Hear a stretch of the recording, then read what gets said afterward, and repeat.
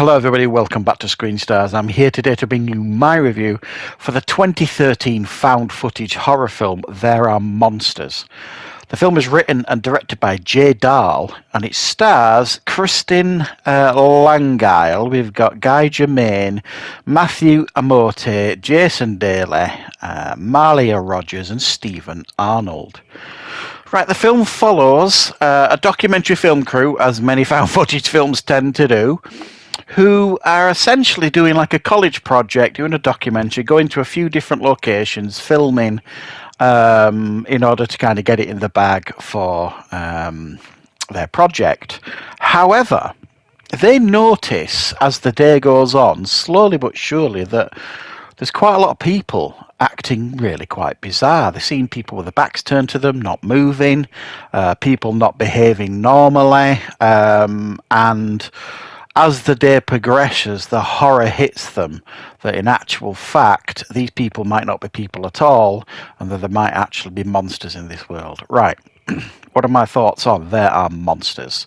Well, I've never heard of this found footage film before, which is unusual for me because, as you know, if you watch my content, you know I love found footage. So I have seen a lot of found footage films, got a playlist dedicated to them. I've got a number of top 10 lists dedicated to found footage films. But I heard that this one was pretty good. Very, very creepy. And I have to say, after watching it, I completely agree. This is a cross between Invasion of the Body Snatchers and Smile. The movie Smile and Smile 2. It's very well done, I have to say. If you like found footage and the way those films are structured, you like the documentary style approach, with going and people filming a documentary, and then you're seeing the chaos develop around them. This ticks a lot of boxes for me. I found it incredibly creepy. And I do say this quite a lot when I'm watching these type of films. There's certain checklists I've got in my head. For me, one of the most important is I have to believe it. I have to believe that these people are real, the situation they're in is real, and, it could be me in their shoes, if you like. And I really did buy into that here. And it absolutely creeped me out. And it starts slowly, like I say, they start noticing, like I say, people with their backs to them. And then they're going into shops, and the people in the shop, or the woman serving in the shop and what have you, is like acting really, really odd.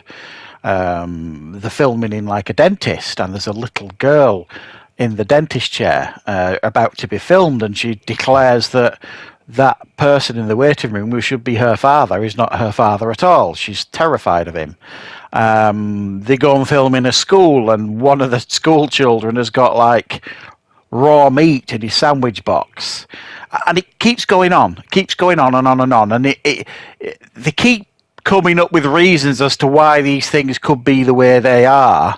Some of them are more creeped out than others, and then when they finally kind of pull the trigger and it's undeniable what's happening, the film completely and utterly goes for it. It goes in full creep out mode, and it really had me. You know what I mean? It was edge of the seat stuff, in my opinion.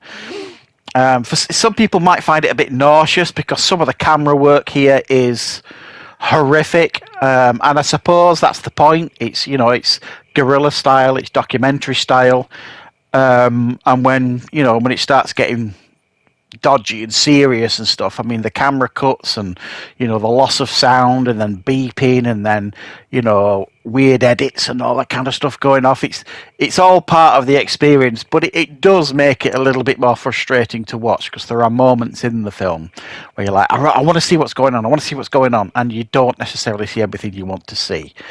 So I really liked it. If you like the whole kind of concept of like Invasion of the Body Snatchers, you'll love that. It's basically that, but found footage, and it's done, I think, really quite cleverly, I think. And the reason why I'm comparing it to Smile is because they don't behave normally, these people that are kind of doppelgangers or duplicates or whatever you want to call them, these kind of creatures. They when they smile, it is incredibly creepy and very, very off-putting.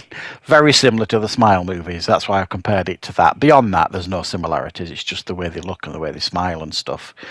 And I do have to commend some very, very creepy performances here by these people that are like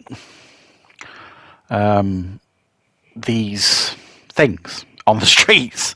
Some of them put in very, very creepy performances. There's a couple where you're kind of like, there's an old lady that's kind of coughing something up, and that's maybe the least convincing part of the film, in my opinion. But beyond that, it works really well.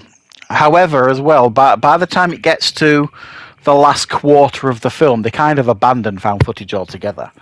It just becomes, in my opinion, just a standard film by that point. You know, there are shots and scenes that nobody's filming. It's just standard movie filming. So it completely abandons found footage by the end. But for me, by that point, you're so invested in what's going on, you neither notice that much or care that much, to be honest.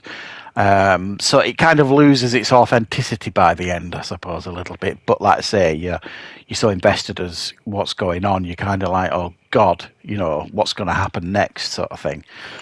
And it follows a reasonably predictable arc, I suppose, as well. But I think they really, really nailed it here in regards to the atmosphere, the creepiness factor. There are some genuine scares here in this thing as well. I found it there to be anyway. I kind of jumped up in my seat more than once with some of these creepy scenes and scary scenes that are in here. And I think it does a really, really good job of drawing you in as an audience member. And I always say this, generally speaking, with found footage films, if they can make you, or struck me as an audience member, feel like you're there with them, feel like you're part of the situation that they're in, it's done its job in regards to found footage. That it sounds easy, but it's not. There are certain things you've got to do, obviously, to make it feel authentic. And I think this film does the majority of that really, really well. So yeah, I'm really pleased I've seen this one now. Never heard of it before. If you like found footage and you've never seen There Are Monsters, I would definitely recommend checking it out. For me, it was a very, very strong outing. I really thoroughly enjoyed all of it. And it's one that I definitely would recommend to found footage fans. I thought it was effective. If not massively original or anything, but for me, it doesn't always have to be that. It just kind of has to do its job and do it well. And this one certainly did it for me. So, yeah, one of the best found footage films from my perspective that I've seen for a while. Definitely one I would love to add to my collection, but I can't see it on Blu-ray anywhere. So I don't think it's ever been released on Blu-ray. So if any of you guys know if you can get it, I would be interested in picking up a copy. So thanks for joining me for this review, guys. I hope you liked it. I hope you found it useful. I will, of course, be back with plenty more content on the channel very, very soon.